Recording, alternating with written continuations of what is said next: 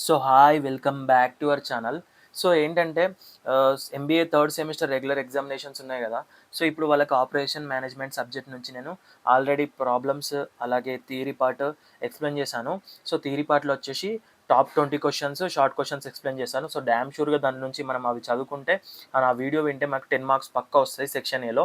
And నేను unit 1 నుంచి theory explain చేశాను. సో టాప్ 5 క్వశ్చన్స్ ఎక్స్ప్లెయిన్ చేశాను. డ్యామ్ షూర్గా అది వింటే మీకు ఎగ్జామ్లో ఏ క్వశ్చన్స్ వచ్చినా కానీ అటెంప్ట్ చేయగలుగుతారు. సో అలా అనమాట. అండ్ ప్రాబ్లమేటిక్ పార్ట్కి వస్తే second lesson, third lesson, fourth lesson, fifth lesson నుంచి ప్రాబ్లమేటిక్స్ కూడా ఎక్స్ప్లెయిన్ చేశాను. ప్రతి ఒక్క ప్రాబ్లమ్ ఎక్స్ప్లెయిన్ చేశాను సింపుల్గా. సో చూడకపోతే అవి చూడండి. సో ఎవరైతే ఇప్పుడు ఈ వీడియో చూస్తున్నారో సబ్స్క్రైబ్ చేయకపోతే సబ్స్క్రైబ్ చేయండి. అయితేనే మీ ఎంకరేజ్మెంట్ ఉంటే నేను ఇంకా మంచి ఎక్స్ప్లెయిన్ చేయడానికి ట్రై చేస్తా. ఓకేనా? సో మీ సపోర్ట్ ఉంటే కదా నేను ఇంకా వీడియోస్ చేయడానికి ఎంకరేజ్మెంట్ వస్తుంది. ఓకేనా? సో సబ్స్క్రైబ్ చేయకపోతే సబ్స్క్రైబ్ చేయండి. ఓకేనా? సో నేను లాస్ట్ వరకు వినండి. 7 క్వశ్చన్స్ ఉన్నాయి. టాప్ 7 క్వశ్చన్స్ ఇవి. Mostly repeated questions and most important questions. So సింపుల్గా ఎక్స్ప్లెయిన్ చేస్తాను. లాస్ట్ వరకు వినండి. ఓకేనా? సో ఫస్ట్ క్వశ్చన్ వచ్చేసి define production planning and control, అంటే పీపీసీ అంటారు దాన్ని.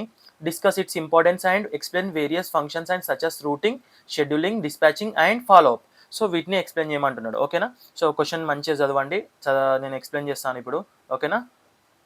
సో ఇక్కడ డెఫినేషన్ ఫస్ట్ రాయాలా. మనం ఏంటి define production planning and control అన్నాడు కదా. సో ఫస్ట్ ఇది తీసుకొని మనము డిఫైన్ చేయాలి.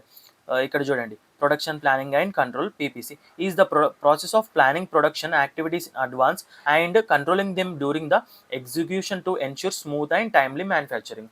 అంటే ఏంటి, మనకు ప్రాసెస్ ఆఫ్ ప్లానింగ్ ప్రొడక్షన్ అని చెప్పేసి అంటున్నాడు. అంటే ఏంటి, ప్రొడక్షన్కి మనం ముందే ప్లాన్ చేసుకోవాలి, మంచి అడ్వాన్స్గా ప్లాన్ చేసుకొని ఎగ్జిక్యూషన్ అప్పుడు ఎటువంటి తప్పులు జరగకుండా మంచిగా మ్యానుఫ్యాక్చర్ చేయాలి, కస్టమర్కు నచ్చే విధంగా, కస్టమర్కు రిక్వైర్మెంట్ ఉన్న విధంగా.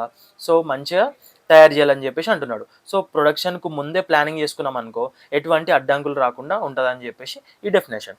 Next importance of PPC. So PPC follow అవడం వల్ల ఏంటేంటి ఇంపార్టెన్స్ ఉంటుంది చూడండి. So ensures proper utilization of men, machines and material. So ముందే ప్లాన్ చేసుకుంటాం కాబట్టి మనకు ఎంత లేబర్స్ కావాలి, ఎంత మిషన్స్ కావాలి, ఎంత మెటీరియల్ కావాలని చెప్పేసి అర్థమైపోతుంది. Next reduces production cost and wastage. So ముందే ప్లాన్ చేసుకుంటాం కాబట్టి మెటీరియల్ ఎంత కావాలో అంతే తీసుకుంటాం. సో వేస్టేజ్ అనేది ఉండదు. Next avoid delays and bottlenecks in the production. ముందే ప్లాన్ చేసుకుంటాం కాబట్టి మనము కరెక్ట్ టైంకి ఇవ్వగలుగుతాం వాళ్ళకి, కస్టమర్స్కి. అట్లనమాట, ఎటువంటి డీలేస్ అవ్వవు. Next control work in progress.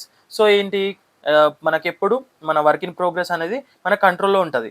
మనం మిషన్స్ అన్ని ముందే చెక్ చేసుకోవాలి కాబట్టి, ముందే చెక్ చేసుకుంటాం కాబట్టి ఎటువంటి స్ట్రకప్స్ అవ్వవు, ఎటువంటి డీలేస్ అవ్వవు, అలాగే ఎటువంటి అడ్డంకులు రావు, మన కంట్రోల్లో ఉంటుంది. నెక్స్ట్ ఏంటి, improves timely delivery and customer satisfaction. So ముందే ప్లాన్ చేసుకుంటున్నాం, అన్ని ముందే సెట్ చేసుకుంటున్నాం, సో ప్రొడక్షన్ కూడా టైంకి ఇస్తున్నాం, అలాగే మెటీరియల్ క్వాలిటీ కూడా మంచిగా ప్రొవైడ్ చేస్తున్నాం కాబట్టి మనకు కస్టమర్ సాటిస్ఫాక్షన్ వస్తుంది, మనం చేసిన ప్రొడక్షన్ టైంకి డెలివరీ చేస్తాం. అట్లనమాట. Next functions of PPC. So functions of PPC ఇక్కడ అడిగాడు కదా చూడండి, explain various functions such as routing, scheduling, dispatching and follow up అని చెప్పేసి. సో ఆ ఫంక్షన్స్ ఎక్స్ప్లెయిన్ చేసుకుందాం. ఇక్కడ చూడండి, రూటింగ్ ఏం చెప్తుంది, decide the sequence of operations and path of material flow. So routing ఏం చేస్తుంది అంటే ఒక ఆపరేషన్లో ముందు ఏం చేయాలి, తర్వాత ఏం చేయాలి. సో ఒక ప్రొడక్షన్ తయారు చేయాలంటే ముందు నుంచి ఏం ప్లాన్స్ తీసుకోవాలి, ఎటువంటి జాగ్రత్తలు తీసుకోవాలి, సో ఏ స్టెప్ నుంచి స్టార్ట్ చేయాలి, ఎక్కడి నుంచి స్టార్ట్ చేస్తే మనకు తొందరగా పని అవుతుంది, కస్టమర్ ఎట్లా సాటిస్ఫై అవుతాడు, సో కస్టమర్కి టైంకి ఎట్లా అందివ్వగలుగుతామని చెప్పేసి ఈ రూటింగ్ ఉంటుంది అనమాట. సో మెటీరియల్ ఫ్లో అనేది ఎక్కడి నుంచి తీసుకురావాలి, ఎటువంటి మెటీరియల్ తీసుకురావాలి అని చెప్పేసి ఈ రూటింగ్ చెప్తుంది. Next scheduling, fixes starting and finishing time for the each operation. So scheduling అనేది ఎప్పుడు స్టార్ట్ చేయాలి, ఏ టైంకి స్టార్ట్ చేయాలి, ఏ టైంకి ఇవ్వాలి, సో ఎంత టైం పడుతుంది, ఇవన్నీ ప్లాన్ చేసుకోవడమే షెడ్యూలింగ్. నేను dispatching, issue of job orders, material, tools and instruction to start work. So dispatching అంటే మనకున్న వర్కర్స్కి వాళ్ళకి ఆర్డర్స్ వేయాలన్నమాట.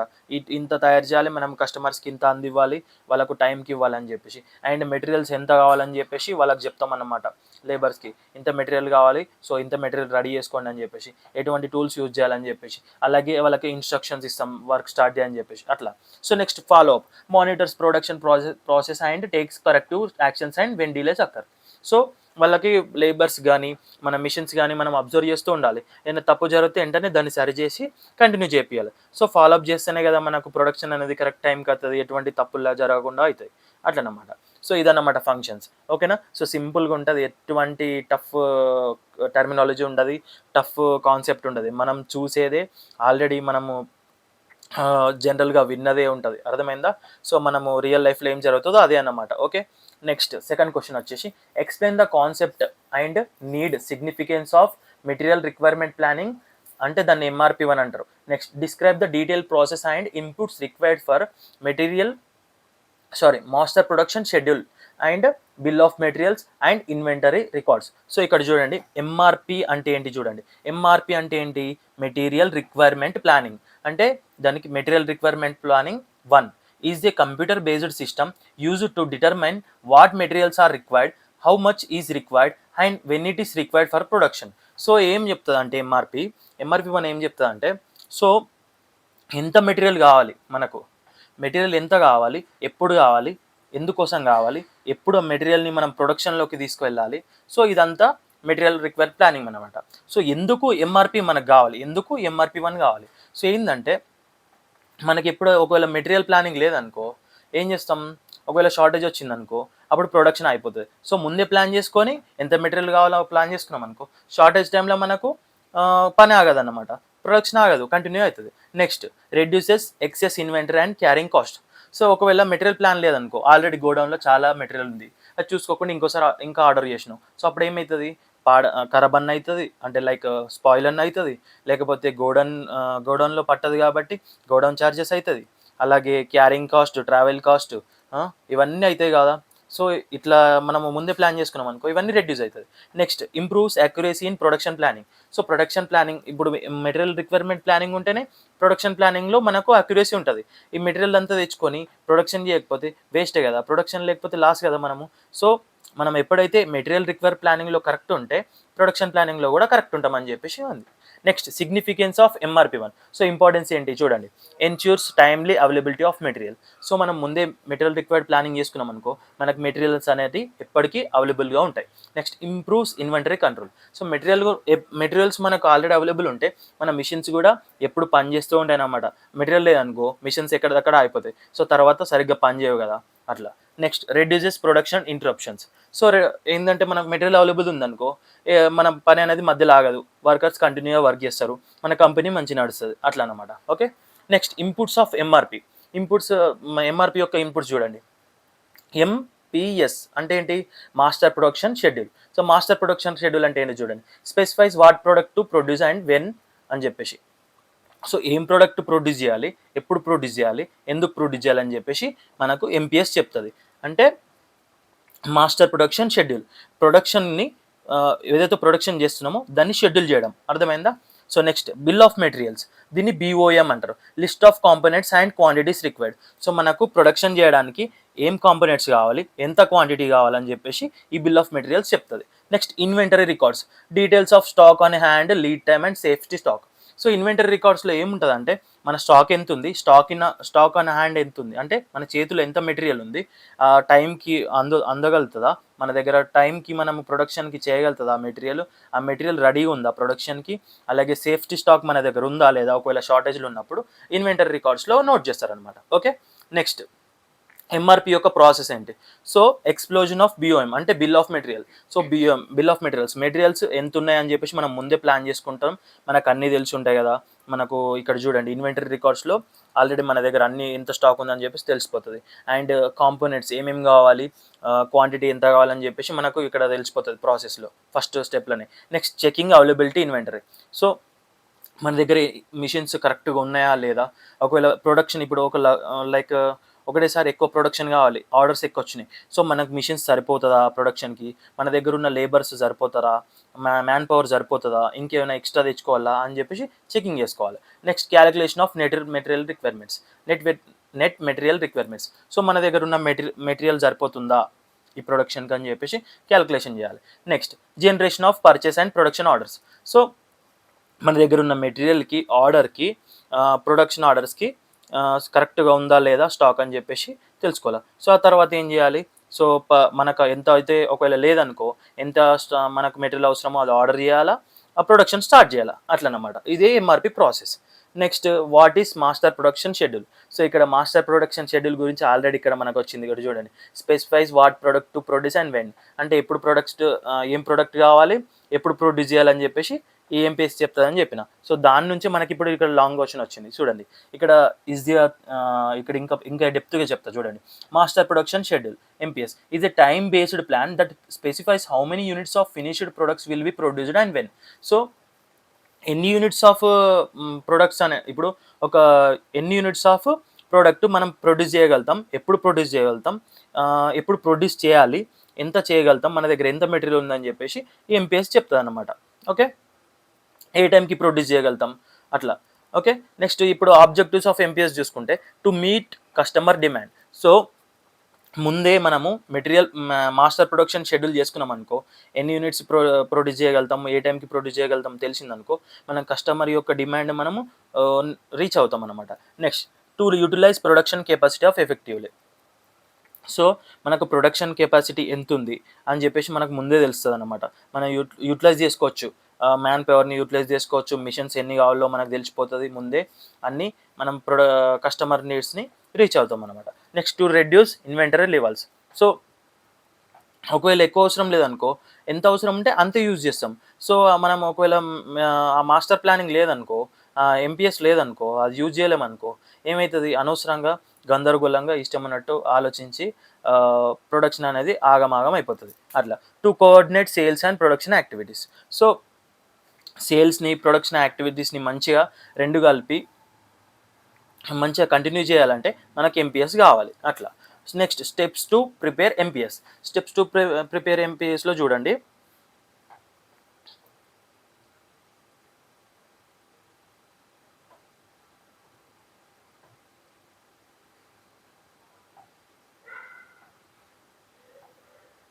సో ఇక్కడ చూడండి, forecast customer demand. Customer demand మనం అంచనా వేసుకోవాలి. Next analyse available production capacity. మన కెపాసిటీని చెక్ చేసుకోవాలి, మన ప్రొడక్షన్ కెపాసిటీని చెక్ చేసుకోవాలి. నెక్స్ట్ ఏంటి, స్టాక్ చూసుకోవాలి, రివ్యూ కరెంట్ ఇన్వెంటరీ లెవెల్స్, ఇప్పుడున్న స్టాక్ని చూసుకోవాలి. నెక్స్ట్ ఏంటి, డిసైడ్ ప్రొడక్షన్ క్వాంటిటీస్. సో ఎంత తయారు చేయాలో డిసైడ్ చేయాలి. Next prepare time phased production schedule. So ఎంత తయారు చేయాలో చేయడం తర్వాత టైం ఏంటి,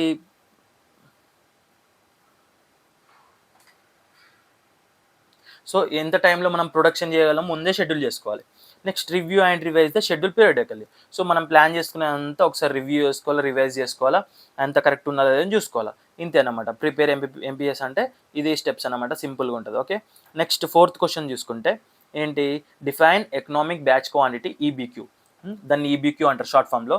ఆల్రెడీ దీనిపైన ఒక ప్రాబ్లమ్ ఎక్స్ప్లెయిన్ చేశాను మీకు. ఓకే, సో ఒక చూడకపోతే చూడండి. Explain the factors determining if its importance in batch manufacturing and the underlying assumption of the model. So first of all, EBQ అంటే ఏందో తెలుసుకుందాం first. EBQ is the optimal batch size that minimizes the total cost of setup and inventory holding in batch production. So చూడండి, EBQ అంటే ఏంటంటే ఒకసారి ఎంత తయారు చేస్తే ఖర్చు తక్కువ అవుతుందో ఆ క్వాంటిటీ అన్నమాట. సో లైక్ ఇప్పుడు ఏంటంటే మనకు ఒక చిన్న ఎగ్జాంపుల్ చెప్తా. ఏంటంటే రోజు 100 యూనిట్స్ తయారు చేస్తే ఏమవుతుందంటే ఆ మిషన్ సెటప్ కావాలి, అలాగే లేబర్స్ని ఊకే డైలీ పిలవాలి, డైలీ 100 యూనిట్స్కు. అదే ఒకసారి 1000 యూనిట్స్ చేస్తే మనకు మిషన్ సెటప్ ఒకసారి అయిపోతుంది, ఖర్చు కూడా తక్కువ అవుతుంది, లేబర్స్ కూడా ఒకే రోజు వర్క్ చేస్తారు అట్లనమాట. ఒకవేళ 1000 ఒకసారి చేస్తే ఏమవుతుందంటే మనకు ఒకవేళ ప్రొడక్షన్గా మనకు సేల్ అవ్వకపోతే ఆ ప్రొడక్ట్స్ ఆ యూనిట్స్ సేల్ అవ్వకపోతే లాస్ కదా. సో ఏం చేయాలి, మనకు 1000 యూనిట్స్ కావాలి, మనకు ఇప్పుడు 1000 యూనిట్స్ 10 డేస్లో కావాలి. సో ఏం చేయాలంటే 500 యూనిట్స్ ఒకసారి ప్రొడ్యూస్ చేయాలి, 500 యూనిట్స్ ఇంకోసారి ప్రొడ్యూస్ చేయాలి. అయితే ఏమవుతుందంటే 500 యూనిట్స్ సెల్ అయిన తర్వాత ఇంకో 500 యూనిట్స్ మనము ప్రొడ్యూస్ చేయొచ్చు అట్లనమాట. అర్థమైందా? ఒకటేసారి మనకు కావాల్సినవి అన్నీ ఒకటేసారి కాకుండా రోజు కొన్ని కాకుండా ఒక బ్యాచ్ వైజ్గా డివైడ్ చేయాలి. సో దాన్ని ఎకనామిక్ బ్యాచ్ క్వాంటిటీ అంటారు. సో ఇట్లా ఒకటిసారి తయారు చేస్తే టోటల్ కాస్ట్ సెటప్ కాస్ట్ తగ్గుతుంది, కానీ ఒకవేళ మనకు యూనిట్స్ సెల్ అవ్వకపోతే లాస్ కదా. ఒకవేళ డైలీ కొన్ని వేసుకుంటే డైలీ ఇప్పుడు 10 డేస్కి 1000 కాబట్టి డైలీ 100 కావాలని చెప్పేసి డైలీ నువ్వు చేసుకుంటూ పోయినావు అనుకో, ఒక్కోసారి మిషన్స్ ఆగిపోవడము, లేకపోతే లేబర్స్ రాకపోవడము, ఇటువంటి ఇబ్బందులు వస్తాయి. సో అట్లా కూడా ఉంటుంది కాబట్టి మనం ఏం చేయాలంటే మనకు మొత్తం 1000 యూనిట్స్ కావాలి 10 డేస్లో. సో 500 వేసుకున్నాం అనుకో బెస్ట్ అనమాట. 500 యూనిట్స్ సెల్ అయిన తర్వాత మళ్ళీ 500 యూనిట్స్ మళ్ళీ ప్రొడక్షన్ చేసుకోవచ్చు. ఇట్లనమాట. దీన్నే ఎకనామిక్ బ్యాచ్ క్వాంటిటీ. సో దీనివల్ల మనకు మిషన్ సెటప్ ఖర్చులు తగ్గుతాయి, లేబర్ ఖర్చులు తగ్గుతాయి, ఇంకా డిఫరెంట్ డిఫరెంట్ ఖర్చులు ఉంటాయన్నమాట ప్రొడక్షన్ తయారు చేసేటప్పుడు. అవన్నీ ఖర్చులు తగ్గుతాయి. అర్థమైందా? ఓకే. ఇప్పుడు ఇక్కడ మనం ఇంగ్లీష్‌లో ఏమేమి ఉన్నాయో ఇక్కడ చూడండి. నేను ఇక్కడ ఫ్యాక్టర్స్ ఏమేమి ఉన్నాయో ఇప్పుడు సింపుల్‌గా చెప్తా. మీకు ఇప్పుడు కాన్సెప్ట్ అనేది తెలుగులో మంచిగా అర్థమయ్యేటట్టు చెప్పేసిన. అర్థం కాకపోతే మళ్ళీ తిరిగి చూడండి. ఓకేనా? సో ఇంకా ఏంటి ఇక్కడ చూడండి, factors determining EBQ. Factors determining EBQ అంటే ఏంది? Setup cost, inventory holding cost, production rate, demand rate, machine capacity. Okay. So setup cost గురించి చెప్పిన. ఇన్వెంటరీ హోల్డింగ్ కాస్ట్, మన మిషన్స్ అక్కడ మనం రెంట్ కావాలి, అలాగే మనం తయారు చేసిన ప్రొడక్ట్స్ అన్ని పెట్టాలంటే గోడౌన్ ఛార్జెస్ కావాలి. అట్లా ప్రొడక్షన్ రేటు, డిమాండ్ రేటు, అట్లా బయట డిమాండ్ రేట్ ఎట్లుందో దాన్ని చూసి ప్రొడక్షన్ చేసుకోవాలి. అట్లా మిషన్ కెపాసిటీ మన దగ్గర ఎంత ఉంది అట్లా. నెక్స్ట్ ఇంపార్టెన్స్ ఆఫ్ ఈబిక్యూ ఏంటి? ఒకవేళ ఈబిక్యూ పద్ధతి పాటిస్తే మనకి ఎట్లా అడ్వాంటేజ్ ఏంటో చూడండి. Reduces frequent machine setup. So ఊకే డైలీ ఇప్పుడు 100 యూనిట్స్ కావాలని చెప్పేసి డైలీ మిషన్ ఆన్ చేయడము, దానికి ప్రాసెస్ ఉంటుంది, కాసేపు మిషన్ లోడ్ అవ్వాలి, ఆ మిషన్ రెడీ అవ్వాలి, అప్పటిదాకా టైం వేస్ట్, డైలీ మిషన్ని సెటప్ చేయాల్సి వస్తుంది. So time waste, power waste, labour charges waste, ఇవన్నీ వేస్ట్ అనమాట. ఇట్లా ఇబ్బంది అవుతుంది కదా. అదే బ్యాచెస్ వైజ్గా డివైడ్ చేసుకున్నాం అనుకో అన్నీ మనకు ఖర్చులు తగ్గుతాయి. నెక్స్ట్ ఇక్కడ చూసుకోండి, కంట్రోల్స్ ఇన్వెంటరీ కాస్ట్. చెప్పాను కదా, machine cost. Improves production efficiency పెరుగుతుంది. Okay. Next assumption of EBQ model. ఏంటి అజంప్షన్స్ ఇక్కడ చూడండి. ఏంటంటే డిమాండ్ ఈజ్ కాన్స్టెంట్. డిమాండ్ అనేది కాన్స్టెంట్గా ఉంటుంది. ఓకే. మనకి ఇప్పుడు ఆల్రెడీ డైలీ 100 యూనిట్స్ కావాలన్నారు కాబట్టి డిమాండ్ కాన్స్టెంట్గా ఉంది. Production rate is greater than demand rate. So production rate అనేది మనం ఆల్రెడీ ముందే 500 యూనిట్స్ చేసేసుకుంటున్నాం. సో డిమాండ్ రేట్ కంటే మన దగ్గర ఎక్కువ ఉంటాయి కాబట్టి ఎటువంటి ఇబ్బందులు జరగవు. Next no shortages are allowed. ఏంటంటే మనకు ఆల్రెడీ ఫిక్స్డ్గా 1000 యూనిట్సే కావాలన్నాడు 10 డేస్కి. సో 1000 యూనిట్సే కావాలన్నాడు కాబట్టి మనకు మెటీరియల్ ఎంత అవసరమో ముందే మనం తెచ్చిపెట్టుకుంటాం కాబట్టి షార్టేజ్ అనేది అవ్వదు. Next setup and holding cost are fixed. So ముందే మనము అన్ని ఫిక్స్ అయి ఉంటాం అనమాట. ఎంత హోల్డింగ్ కాస్ట్ అవుతుంది, ఎంత సెటప్కి కాస్ట్ అవుతుంది అని చెప్పేసి మనం ముందే ఫిక్స్ అవుతాం కాబట్టి ఎటువంటి అడ్డంకులు రావు. మనం ఏదైతే ప్రొడక్షన్ అనుకుంటామో బ్యాచ్ వైజ్గా డివైడ్ చేసి ఇచ్చేస్తే వాళ్ళ కస్టమర్స్కి ఇచ్చేస్తే సాటిస్ఫై అవుతారు. సో ఇదన్నమాట ఈ BQ model. Okay. Next 5th question చూడండి. Define the just in time. Just in టైమ్ని షార్ట్ ఫామ్లో జేఐటీ అంటారు. JIT philosophy. So discuss its primary objectives, key characteristics and how it helps in waste elimination. So చూడండి, అసలు ఈ question ఏందో చెప్తా చూడండి. సో జేఐటీ అంటే ఏంటంటే ఇక్కడ ఫస్ట్ ఆఫ్ ఆల్ జేఐటీ అంటే జస్ట్ ఇన్ టైం అంటే చూడండి, లైక్ కావాల్సినంత మాత్రమే తయారు చేయడం అనమాట. సో ఎప్పుడైతే ఇక్కడ చూడండి, is a production philosophy in which materials are produce are procured only when required in exact quantity and at the right time. So ఎప్పుడైతే మనకు ఏదైతే ప్రొడ్యూస్డ్ మెయిన్ చెప్తా ఒక నిమిషం, మనకి ఎంత రిక్వైర్మెంట్ ఉందో, ఎప్పుడు కావాలో, ఎంత కావాలో అని చెప్పేసి ఇదన్నమాట ఈ జస్ట్ ఇన్ టైం పాలసీ అన్నమాట, ఫిలాసఫీ అన్నమాట. ఒక మెటీరియల్ ఎప్పుడు అవసరమో, ఎప్పుడు ప్రొడ్యూస్ చేయాలి, ఎంత ప్రొడ్యూస్ చేయాలి, ఎంత క్వాంటిటీ ప్రొడ్యూస్ చేయాలి, ఏ టైంకి ప్రొడ్యూస్ చేయాలి అదని చెప్పేసి. ఓకే. ఇంకా అర్థం కాకపోతే మళ్ళీ ఇంకా సింపుల్గా చెప్తా చూడండి. ఎగ్జాంపుల్ చూడండి. ఒక బేకరీలో రోజుకు బ్రెడ్ ఎంత అమ్ముడు పోతుందో అంతే మనం తయారు చేసుకుంటాడు వాడు. ఎందుకంటే ఒకవేళ ఎక్కువ తయారు చేసుకుంటే స్పాయిల్ అవుతుంది కదా. సో ఇవాళ ఎంత అమ్ముతుంది అంతే ప్రొడ్యూస్ చేసుకుంటాడు. ఎంత క్వాంటిటీ కావాలి అది ముందే ఫిక్స్ అవుతాడు. అది అట్ రైట్ టైంకి కస్టమర్స్కి అందిస్తాడు అనమాట. అట్లా. సో ఇక్కడ ఆబ్జెక్టివ్స్ ఆఫ్ జేఐటీ చూడండి. Eliminate waste. ఒకవేళ ముందే మనము ఎక్కువ ప్రొడ్యూస్ చేసినాం అనుకో ఏమవుతుంది, వేస్ట్ అవుతుంది. Reduce inventory. సో ఏంటి, మిషన్ కాస్ట్ తగ్గుతుంది, పవర్ చార్జెస్ తగ్గుతుంది. అట్లా. నెక్స్ట్ ఏంటి, improves product quality. So product ఇప్పుడు బ్రెడ్ ఉంటుంది కదా, బ్రెడ్ ముందే తయారు చేసి పెట్టుకుంటావు, 2-3 రోజులు ముందే తయారు చేసి పెట్టుకుంటావు. అంటే నీకు రేపు ఖాళీగా ఉండాలని చెప్పేసి, లేకపోతే వర్క్ ఫ్రీ అవుతుందని ముందే ప్రోడక్ట్ తయారు చేసి పెట్టుకుంటే బద్దకం అని చెప్పేసి ఏదో ఒక రీజన్తో ముందే తయారు చేసుకున్నావు బేకరీలో బ్రెడ్. అప్పుడు ఏమవుతుంది, ఇవాళ అమ్మలేదు అనుకో రేపు ఖరాబ్ అవుతుంది. అట్లనమాట. Next reduced lead time. అట్లా టైం సేవ్ అయిపోతుంది. ఖరాబ్ అవుతుంది కాబట్టి వేస్ట్ కదా, టైం లాస్ కదా. సో డైలీ నీకు అవసరం ఉన్నంత, కస్టమర్కి ఎంత అవసరమో, కస్టమర్కి ఎలాంటిది అవసరం అదే తయారు చేసినావు అనుకో, టైం కూడా సేవ్ అవుతుంది, కస్టమర్ కూడా సాటిస్ఫై అవుతాడు. సో నెక్స్ట్ క్యారెక్టరిస్టిక్స్ చూసుకుంటే ఏమవుతుంది, స్మాల్ బ్యాచ్ ప్రొడక్షన్. డైలీ నువ్వు స్మాల్ బ్యాచ్లో ప్రొడక్షన్ చేసుకోవాలి. Minimum or zero inventory. So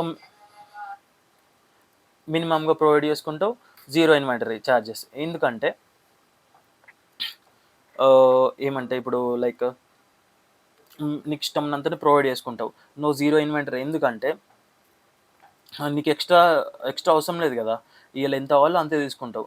so extra charges వాడాయి అట్లా. Next continuous flow of production. So daily అవసరం ఉన్నంతనే ప్రొడక్షన్ చేసుకుంటావు, ప్రొడక్షన్ ఆగదు కదా, సో అదని. Okay. Next strong relationship with suppliers. So ఏంటంటే నీకు డైలీ ఎంత అవసరం ఉంటుందో అంతే సప్లై చేస్తారు. సో వాళ్ళకు టైంకి నువ్వు డబ్బులు ఇస్తావు, టైంకి వాళ్ళు నీకు ఎంత అవసరం ఉందో వాళ్ళు సమ్ మెటీరియల్ అనేది సప్లై చేస్తారు అట్లా. Next waste elimination through JIT. So over production అని ఉండదు, వెయిటింగ్ టైం అనేది అని చెప్పేసి ఉండదు, ఎక్సెస్ ఇన్వెంటరీ ఛార్జెస్ ఉండవు, డిఫెక్టివ్ ప్రొడక్ట్స్ ఉండవు, అన్నెసెసరీ మూవ్మెంట్ అండ్ ట్రాన్స్పోర్టేషన్ ఉండదు. ఓకే. సో ఏ టైంకి ఎంత కావాలో నువ్వు ముందే డిసైడ్ అయిపోతావు, ఎంత ప్రొడక్షన్ చేయాలో ముందే డిసైడ్ అయిపోతావు, ఏ క్వాలిటీ అలా ముందే డిసైడ్ అయిపోతావు. సో టైం టు టైం అన్నీ అయిపోతాయి. Okay. Next compare and contrast material requirement planning and manufacturing resource planning. So వీటి రెండిటికి డిఫరెన్సెస్ కంపారిజన్ చేయమంటున్నాను.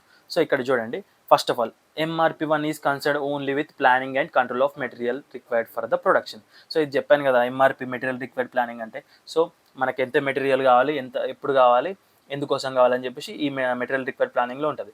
నెక్స్ట్ MRP2 ఇక్కడ is advanced and integrated system that plans and controls all manufacturing resources including materials, labours, machine capacity and finance.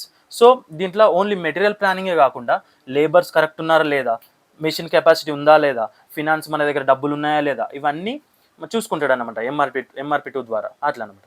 Next thus MRP2 provides a realistic and feasible production plan compared to MRP1. So MRP2లో దాంతో మనం MRP1తో compare చేసుకుంటే రియలిస్టిక్గా, ఎందుకంటే దీంట్లో only material required planning కాకుండా labours ఉన్నారా, లేకపోతే మన దగ్గర మెషిన్ కెపాసిటీ ఉందా, డబ్బులు ఉన్నాయా అని చెప్పేసి దీంట్లో అన్నీ ఉంటాయన్నమాట. సో ఇదన్నమాట కాన్సెప్ట్. సో దీంట్లో ఉన్న డిఫరెన్సెసే మనం ఈ బాక్స్ రూపంలో ఇక్కడ రాసాం. చూడండి, ఇక్కడ MRP1 అనేది మెయిన్ ఫోకస్ దేనిపైన ఉంటుంది, planning of raw materials and components. MRP2 వచ్చేసి ఏముంటుంది, planning of all manufacturing resources. All manufacturing resources అంటే లేబర్స్, మన దగ్గర ఉన్న డబ్బులు, రిక్వైర్మెంట్ మెటీరియల్, ఎవ్రీథింగ్ అనమాట. నెక్స్ట్ దాని యొక్క స్కోప్ ఏంటి చూడండి, ఇక్కడ limited scope, narrow in nature, ఇక్కడ broad and integrated in nature. Next labour planning చూసుకుంటే నాట్ కన్సిడర్, ఇక్కడ లేబర్స్ అవసరం లేదు, బట్ ఇక్కడ కావాలి. ఈ దీంట్లో మ్యానుఫ్యాక్చరింగ్ రిసోర్స్ ప్లానింగ్లో లేబర్స్ కావాలి. నెక్స్ట్ మెషిన్ కెపాసిటీ ప్లానింగ్ అంటే ఇక్కడ మెషిన్ కెపాసిటీ అవసరం లేదు, ఇక్కడ ఓన్లీ మెటీరియల్ రిక్వైర్డ్ ప్లానింగే, కానీ ఇక్కడ మెషిన్స్ రిక్వైర్మెంట్ ప్లానింగ్ కూడా కావాలి. నెక్స్ట్ ఇక్కడ ఫినాన్షియల్ ప్లానింగ్ చూసుకుంటే ఇక్కడ ఓన్లీ మెటీరియల్ రిక్వైర్మెంటే, సో నాట్ కన్సిడర్, కానీ ఇక్కడ consider. Next decision marketing level చూసుకుంటే ఇక్కడ ఆపరేషన్ లెవెల్ ప్లానింగ్ ఉంటుంది, కానీ ఇక్కడ tactical and strategic level planning, ఇక్కడ చాలా తెలివిగా మంచిగా స్ట్రిక్ట్గా ప్లానింగ్ చేసుకోవాలి. ఓకే. సో ఇక్కడ సిస్టమ్ అప్రోచ్ చూసుకుంటే స్టాండ్ అలోన్ సిస్టమ్, ఇక్కడ ఇంటిగ్రేట్ మేనేజ్మెంట్ సిస్టమ్. సో ఇక్కడ అలోన్గా ఓన్లీ మెటీరియల్ రిక్వైర్మెంట్సే చూసుకుంటాడు, కానీ ఇక్కడ అంత మొత్తం రిసోర్స్ ప్లానింగ్ కాబట్టి అన్ని మేనేజ్మెంట్ చూసుకుంటాడు. ఓకే. సో ఒక ఎగ్జాంపుల్ చూసుకుంటే, for example A factory using MRP1 may have sufficient materials available for production, but production May still stop due to non availability of machines. So machines వీడు material planning చూసుకుంటాడు, material ఎంత ఉందో చూసుకుంటాడు, ఎంత అవసరమో చూసుకుంటాడు, కానీ మెషిన్స్ సరిగ్గా ఉన్నాయా లేదా అని చెప్పేసి చూసుకుంటాడా, చూసుకోడు. సో అప్పుడు ఏమవుతుంది, ప్రొడక్షన్ స్టాప్ అవుతుంది. ఇంకా లేబర్ కూడా ఫండ్స్ ఉన్నాయా లేదా చూసుకుంటాడా, చూసుకోడు. సో దానివల్ల ప్రొడక్షన్ అనేది స్టాప్ అయిపోతుంది. MRP2 overcomes this limitation by ensuring all required resources are available before confirming the production schedule. So production schedules చేయకముందే మన దగ్గర అన్ని ఉన్నాయా లేదని చెప్పేసి MRP2 చూసుకుంటుంది. ఇదన్నమాట. ఓకే. నెక్స్ట్ 7th చూసుకుంటే define aggregate planning and explain its role in balancing capacity and demand over a medium term planning horizon. So ఇక్కడ చూసుకున్న aggregate planning is the process of balancing production capacity with demand over a medium term of period 3 to 18 months. So ఇక్కడ చూడండి, aggregate planning is a process of balancing production capacity with demand over a medium term period of 3 to 18 months. So ఈ planning అనేది 3 to 18 months మధ్యలో ఉంటుంది. So process of balancing production capacity. So production capacity balance చేసుకోవడము, అంటే డిమాండ్కి తగ్గట్టు మన production అనేది చూసుకోవడము, కస్టమర్స్కి ఎంత కావాలి, ఎప్పుడు కావాలి అని చెప్పేసి ముందే ప్రిడిక్ట్ చేసి మనము ప్లానింగ్ చేయడం అనేది అగ్రిగేట్ ప్లానింగ్. ఓకే, నెక్స్ట్ ఇక్కడ చూసుకుంటే రోల్ ఆఫ్ అగ్రిగేట్ ప్లానింగ్ చూసుకుంటే ఏంటి, balances demand with available capacity. So డిమాండ్ని బ్యాలెన్స్ చేస్తుంది, ఏంది వాళ్ళ దగ్గర ఉన్న కెపాసిటీ బట్టి బ్యాలెన్స్ చేసుకుంటుంది. Helps in work force planning. So ఇది చూసుకుంటే ముందే వర్క్ ఫోర్స్ని ప్లానింగ్ చేసుకుంటుంది. కంట్రోల్స్ ఇన్వెంటరీ లెవెల్స్, వాళ్ళ దగ్గర ఉన్న మిషన్స్ యొక్క కెపాసిటీని చూసుకుంటుంది, ఆ పని చేయగలుగుతుందా చేయలేదో చూసుకుంటుంది అట్లనమాట. Next reduces overall operational cost. So ముందే ప్లాన్ చేసుకుంటాడు కాబట్టి ఆపరేషనల్ కాస్ట్ కూడా తగ్గుతుంది ఆయనకు. సో ఎటువంటి ఓవర్ చార్జెస్ ఉండవు. Next ensures smooth production operations. So ముందే ప్లాన్ చేసుకుంటాడు ఆయన, ముందే కస్టమర్కి తగ్గట్టు ఏం చేయాలని చెప్పేసి ప్రొడక్షన్ ప్లాన్ చేసుకుంటాడు కాబట్టి స్మూత్గా ఫ్లో ఉంటుంది, ఎటువంటి అడ్డంకులు రావు. నెక్స్ట్ అగ్రిగేట్ ప్లానింగ్ స్ట్రాటజీస్ చూసుకుంటే లెవెల్ స్ట్రాటజీ అంటే ఏంది, కాన్స్టెంట్గా ప్రొడక్ట్ రేట్ అనేది ఉంటుంది. నెక్స్ట్ చేస్ స్ట్రాటజీ చూసుకుంటే ప్రొడక్షన్ ఫాలోస్ డిమాండ్ బట్టి ప్రొడక్షన్ని ఫాలో చేస్తాడు. ఓకే, నెక్స్ట్ మిక్స్డ్ స్ట్రాటజీ అంటే కాంబినేషన్ ఆఫ్ లెవెల్ అండ్ చేస్ స్ట్రాటజీ. ఈ మిక్స్డ్ స్ట్రాటజీ అంటే కాంబినేషన్ ఆఫ్ లెవెల్ అండ్ చేస్ స్ట్రాటజీస్ అనమాట. ఈ రెండింటిని కాంబినేషన్ ఈ మిక్స్డ్ స్ట్రాటజీ. ఓకేనా, సో అర్థం కాకపోతే మళ్ళీ తిరిగి చూడండి, చాలా మంచి సింపుల్ ఎక్స్ప్లెయిన్ చేశాను. ఓకేనా, సో ఈ 7 క్వశ్చన్స్ మనకు కంపల్సరీ ఈ 7 క్వశ్చన్స్ అడుగుతాడు కాబట్టి ఈ 7 క్వశ్చన్స్ ఒక్కసారి చూసుకుంటేనే అర్థమైపోతుంది. నేను చెప్పింది మీరు మంచిగా వింటే అది పక్కాగా రాయగలుగుతారు. ఓకేనా, so thank you for watching video. Subscribe చేయకపోతే సబ్స్క్రైబ్ చేసుకోండి, నాకు అయితేనే ఎంకరేజ్మెంట్ ఉంటుంది. ఓకేనా, సో చాలా టైం తీసుకొని మంచిగా ప్రిపేర్ చేసి ఈ వీడియో చేస్తున్నాను. ఓకేనా, thank you for watching video.